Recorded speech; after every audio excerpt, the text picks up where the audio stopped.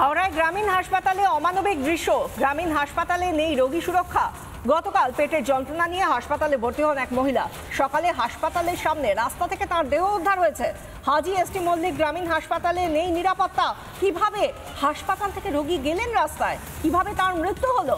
তদন্ত কমিটি গঠন হাওড়া জেলা শাসকের।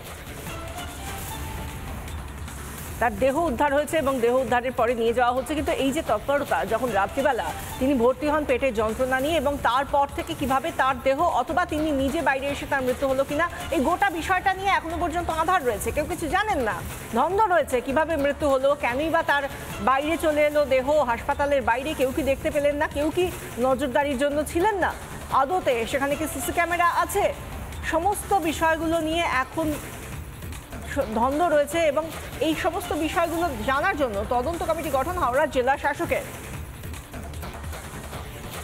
হাসপাতাল থেকে রোগী কি করে বেরিয়ে গেলেন, রাস্তায় গেলেন কিভাবে, এই নিয়েই প্রশ্ন উঠছে।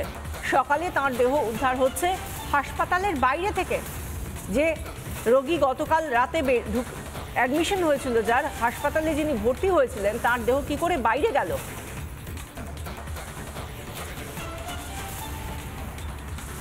কর্তৃপক্ষ নিরাপত্তা দেবে আমাদের। আমি যদি ভর্তি হই, চিকিৎসা করার নামে, হাত কাটার নামে যদি পা কেটে দেয়, সেটা আমরা কি করে বলতে পারি বলুন? এইগুলো গাফিলতি তো হসপিটালে।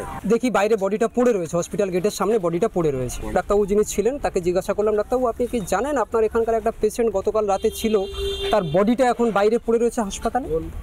বলছে যে হ্যাঁ। আমি বলছি তাহলে আপনার হাসপাতালের ভিতরে একটা পেশেন্ট গতকাল রাত্রি 8টা সাড়ে 8টা অ্যাডমিট হলো, পেশেন্টটা কীভাবে বাইরে গিয়ে বডি মানে ডেড অবস্থায় পড়ে রয়েছে, এর দায়টা কে নেবে? তো ওনারা তখন বললেন, ডাক্তারবাবুদের যারা আরও ছিলেন স্টাফরা, তারা বললেন যে ওখান থেকে পেশেন্ট নাকি এখান থেকে যখন তখন বেরিয়ে যায়, ওনাদের পক্ষে নজরে রাখা এটা সম্ভব নয়। কেন সম্ভব নয়? বলছে এখানে সাফিসিয়েন্ট সিকিউরিটি নেই। এসে দেখছি যে ওইখানে যে টিকিট দেওয়া হয় আউটডোরে, ওখানে বয়স্ক মহিলারা পড়ে আছে। তো গিয়ে দেখছি অচেনা ব্যক্তি। তো ওনাকে জিজ্ঞেস করলাম আপনার কি হয়েছে?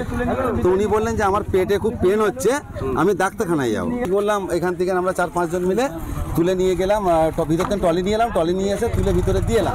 তখন প্রায় 8টা সাড়ে 8টা নাগাদ হবে। দিয়ে আসার পরে রাতভর পেশেন্টটা হসপিটালেই থাকে। তখন প্রায় 2-2-2:30 আমি বাড়ি চলে যাই, তখনও থাকে। সকালে যখন 8টার সময় এসে দেখছি সেই পেশেন্টটা এই রাস্তায় হসপিটাল থেকে ঠিক বাইরে বেরিয়ে উল্টো দিকে রাস্তায় ডেড হয়ে পড়ে আছে, মারা গেছেন, পড়ে আছে। তারপরে বেরিয়ে কখন গেছে সেটা তো আমাদের দেখার কাজ নয়, আমরা সিস্টার এবং ডাক্তারও বলছে। হাসপাতালে ভর্তি হওয়া রোগীর দেহ কি করে রাত্রিবেলা বেরিয়ে এলো, দেহ বেরিয়ে বাইরে এলো, সেইটা নিয়ে প্রশ্ন উঠছে। এবং কারো কি নজরদারি নেই, এই নিয়ে যখন প্রশ্ন উঠছে, আমরা কথা বলেছিলাম চিকিৎসক সুবর্ণ গোস্বামীর সঙ্গে। তিনি টেলিফোনে কি জানিয়েছেন শুনুন।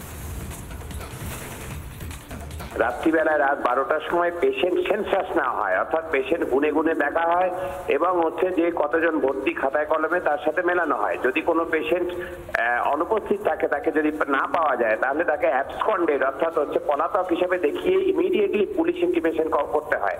এটা সরকারি নিয়মের মধ্যে আছে। যাদের করার কথা সাধারণত এটার দায়িত্ব থাকে নার্সিং স্টাফ যারা থাকেন অন ডিউটি, তাদের দায়িত্ব থাকে এটা। তারা জানাবেন হাসপাতালের, ব্লক হাসপাতাল যেহেতু, তাহলে বিএমওই সাহেবকে জানাবেন, ব্লক মেডিকেল অফিসারকে, তিনি থানায় ইন্টিমেট করবেন। যদি এইটা কোথাও গাফিলতি হয়েছে, নিশ্চয়ই সেটা তদন্ত করে নিশ্চয়ই আমাদের দপ্তর দেখবে ওই জেলাতে যারা আছেন তারা, এবং হচ্ছে যে তখনই বোঝা যাবে যে কার গাফিলতিতে হয়েছে।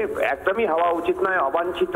নানা ধরনের কন্টেন্ট দেখার জন্য লাইক করুন, শেয়ার করুন আমাদের ফেসবুক পেজ, সাবস্ক্রাইব করুন আমাদের ইউটিউব চ্যানেল। পাশাপাশি অন্যান্য ব্রেকিং নিউজের জন্য অবশ্যই চোখ রাখুন রিপাবলিক বাংলায়।